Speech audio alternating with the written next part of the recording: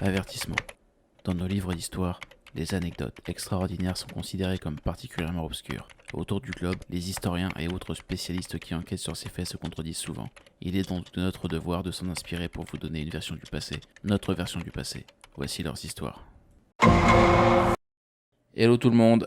Avant de commencer cet épisode, on va tous remercier Georges Le Rouge qui nous a inspirés pour faire cet épisode. Et alors là, je vous vois arriver tous avec vos gros sabots. Mais c'est qui Georges Le Rouge? On le connaît pas. Eh ben, c'est un auteur d'heroic fantasy incroyable qui nous transporte dans son univers fantastique au travers de sa saga intitulée Chrysalide. Et je ne dis pas ça seulement parce que c'est un ami. Sérieusement, ça vaut vraiment le coup d'œil, en particulier pour tous les fans de Tolkien, Harry Potter, Narnia et compagnie. Une fois n'est pas coutume, on a décidé de vous faire un nouveau top. Cette fois, on s'attaque à des monstres folkloriques peu connus du grand public. Et pour info, cette vidéo se fera en deux parties car on a trouvé tellement de monstres trop cool qu'on n'a pas tout pu faire en une seule vidéo.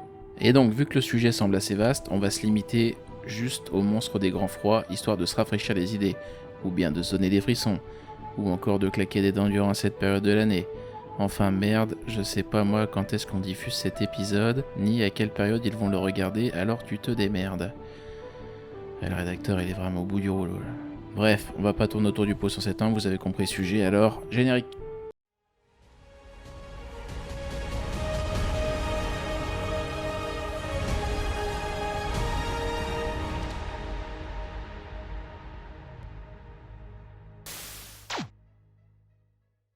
Donc avant de commencer, il est important de rappeler qu'on va présenter une liste non exhaustive de monstres sans ordre précis.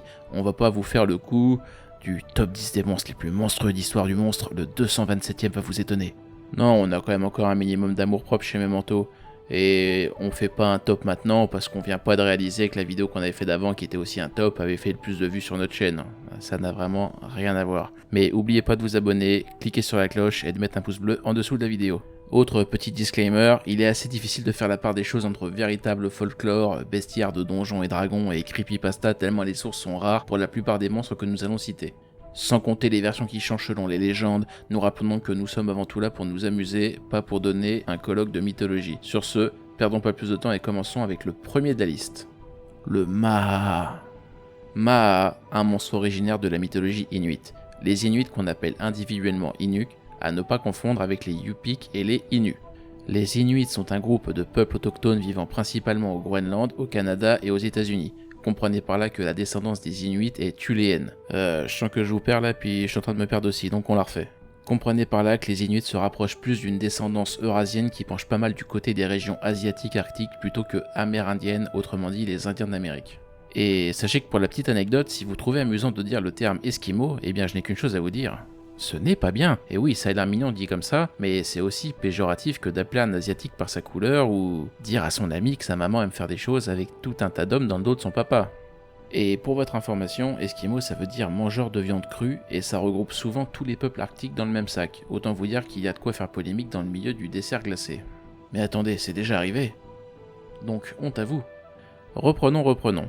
Le Maha ressemble à un Inuk amaigri par la faim, les cheveux longs et les yeux sans vie, ne portant que pour couvrir sa nudité, des habits en lambeaux.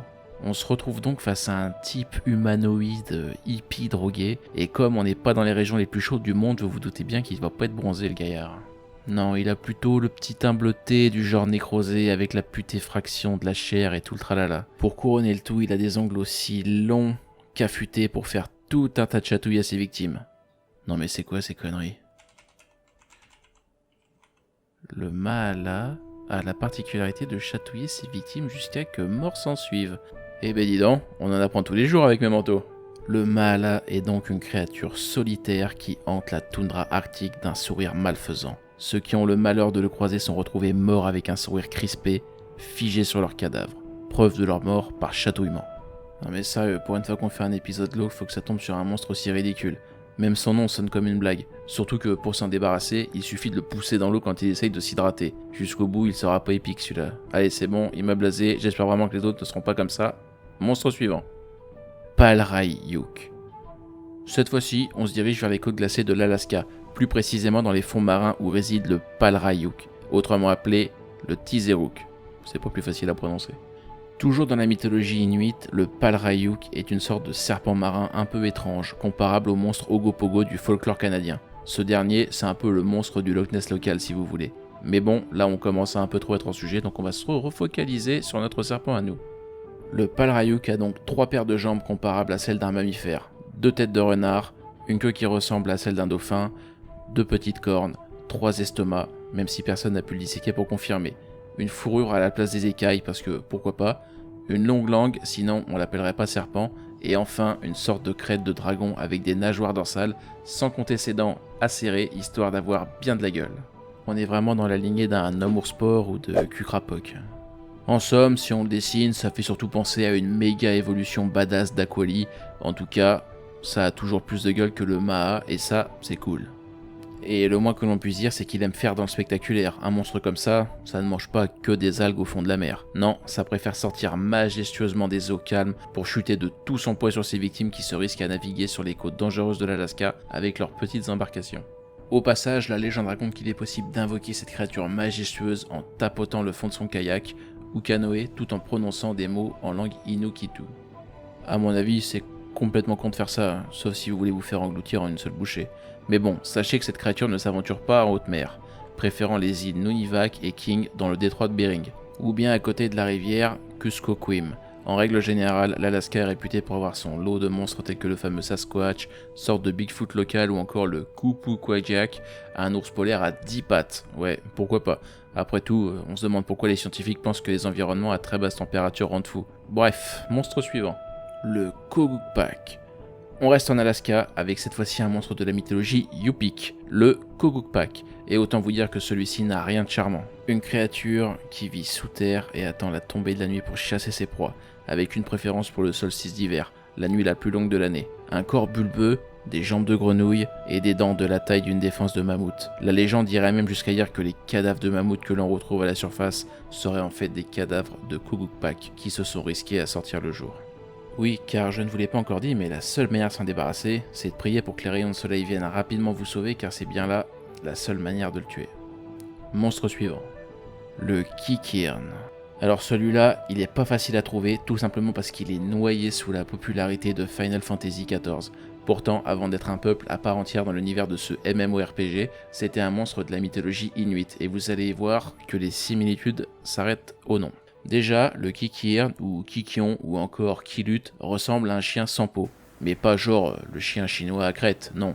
Là, on est plutôt sur le côté gros molosse démoniaque qui donne pas envie qu'on l'approche. Rassurez-vous, il n'aime pas se montrer de toute manière. Il préfère errer dans l'obscurité de la nuit pour s'en prendre aux voyageurs égarés. Donc, grosso modo, si on résume, le Kikirn, c'est un peu comparable à un Chupacabra ou à un Hellhound, et s'il y a bien une chose qu'on n'a pas envie de faire, c'est de jouer à la baballe avec eux. Superbe transition pour le dernier monstre, et pas moins exceptionnel. Alors après un teasing de choc comme ça, vous devez sûrement vous demander quel monstre cela va être. Eh bien nous allons parler du Wendigo. Ah, le Wendigo.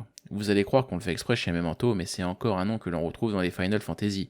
Au moins, pour une fois, son mythe ne vient pas de la mythologie inuite, mais des Premières Nations de langue algonquienne en Amérique du Nord. Grosso modo, des Amérindiens qui écrivent le nom de ce monstre un peu comme ils veulent quand ils ne l'appellent pas Atchen, Chino, Ekiwok. Une réponse sans équivoque. Applaudissements s'il vous plaît. Le Wendigo est un être surnaturel qui se nourrit essentiellement de la chair de ses victimes. Et par victime, je parle bien entendu de l'homme, en particulier ceux qui sont isolés de la société.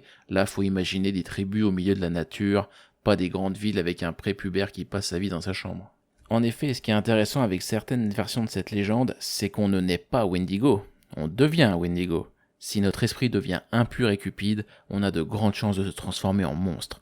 Enfin, ça, c'est pas une légende. Ça s'appelle un politicien, un banquier ou un commercial selon les points de vue. Voilà, des propos engagés sur la chaîne, c'est fait. On passe à la suite. D'autres versions parlent d'une transformation de la part de personnes isolées. L'idée générale qui en émerge, c'est l'illustration de l'isolement et de l'égoïsme d'un individu par la transformation en bête sauvage et féroce. Ainsi, on appuie l'idée qu'il est important de penser au bien de la communauté avant de penser à soi. Si vous voulez mon avis, le Wendigo, c'est un peu la représentation du marche ou crève. Si tu rentres pas dans le moule, tu deviens un monstre aux yeux des autres, et ça, il n'y a pas besoin de parler de mythes datant de plusieurs millénaires pour en observer les frais. Après, bon, voilà quoi, sur mes manteaux, on va pas parler de politique des masses, on va simplement dire que, selon cette culture, l'homme isolé à l'esprit malsain, ou bien dans un instant de faiblesse tiraillé par la solitude et la faim, peut rapidement devenir un monstre, aka un Wendigo. Une créature aux multiples représentations souvent peu ragoûtantes et à l'odeur fétide, et son apparence hideuse va de pair avec une force surhumaine et des sens surdéveloppés. Et il peut aussi marcher sur l'eau comme Jésus et courir à la vitesse du vent comme Minato. Et pour s'en débarrasser, rien de plus simple. Certaines légendes parlent d'armes classiques, comme le bâton ou une arme à feu, d'autres en revanche sont un peu plus imaginatives. Du genre maîtriser un monstre à la force surhumaine et plus rapide que le vent pour lui arracher son cœur de glace et le faire fondre à feu vif pour en venir à bout. Ou bien il existe une solution encore plus simple. Déjà, il vous faut munir d'un chef spirituel savant des Premières Nations de langue algonquienne. Donc autant vous dire que ça court pas les rues, et ensuite le laisser faire sa petite tambouille avec un rituel particulier, et là, c'est bon, vous êtes sauvés. Je vous l'ai dit, rien de plus simple. Et c'est sur le Wendigo, ce fameux Wendigo, que nous finissons cette première partie des monstres hivernaux. Si vous voulez plus d'informations sur le Wendigo, on vous invite à cliquer sur le lien en description car il y a tellement d'infos qu'on aurait pu faire un épisode entier là-dessus. J'espère que ça vous aura plu, n'hésitez pas à vous abonner si ça vous a plu, encore une fois, et on se revoit bientôt, à la prochaine.